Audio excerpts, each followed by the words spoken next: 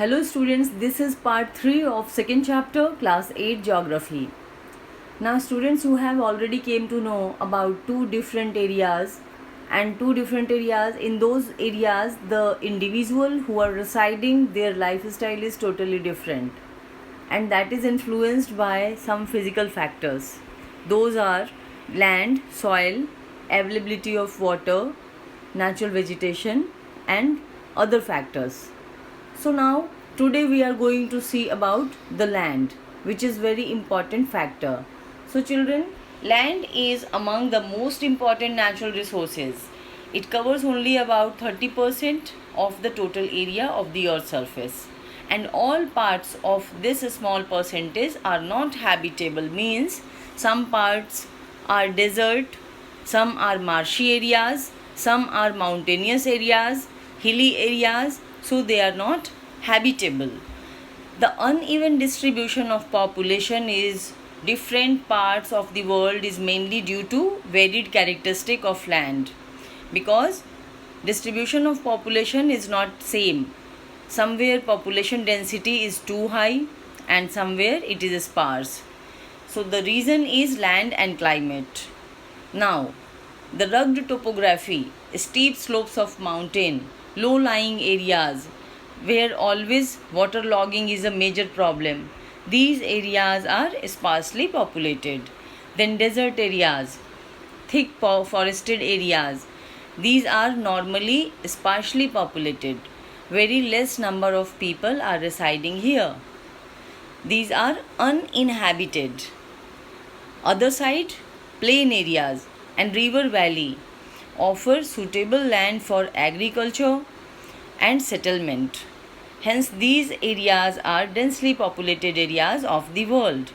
We can see the example in our country.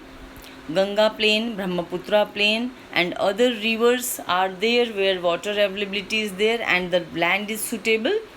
Density is too much. Now children, land use. Land is used for different purposes. Now 1, 2, 3, 4, if we categorize, it is used for agriculture, it is also used for forestry, it is used for mining, and it is used for building houses, roads and setting up industries. So these all are the uses. Land use may differ in area wise. It may differ area wise, and this is commonly termed as land use. Now, different ways in which the example we have seen earlier when we were introducing the chapter, we know that Mamba and Peter, they both were living in different areas. So one was living in Africa, Tanzania, another one was living in New Zealand. So their life is totally different. Now you can understood and you can find out why they were leading different life. The use of land is determined by physical factors such as topography. Now, what is topography? Students, topography means physical features. Maybe it is plain area, or maybe it is plateau, or maybe it is mountain area, or maybe it is coastal plain or desert or whatever. So, topography determine that area is suitable for habitat or not. The use of land is determined by so many physical factors. This is also called geographical factors, natural factors.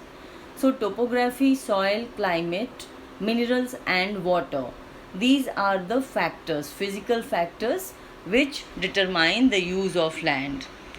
Okay, so human factors such as population and technology, they also decide or determine land use.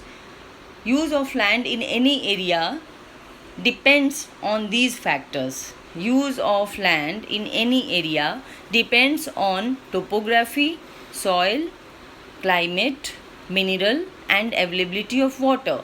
Human factors like population and technology are also important determinants of land use pattern. Now one by one. If topography, if it is plain area, then definitely settlement will be there. Settlement will be densely. And if water is available and soil is fertile, climate is also good, so that area must be used for agriculture. If minerals are found in those particular areas, then mining will be the best use of land. So mining will be there. Likewise, if water is not available and area is little rugged, so we can make it for tourism. So these all are the physical factors. Accordingly, we can use the land.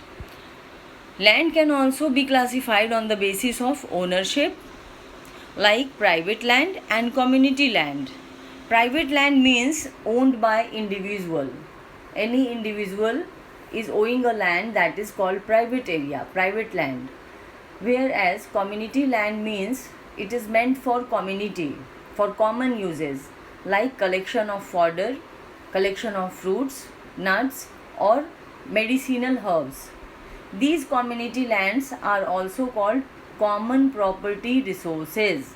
Community halls are examples, marriage halls are examples, park is example of community land.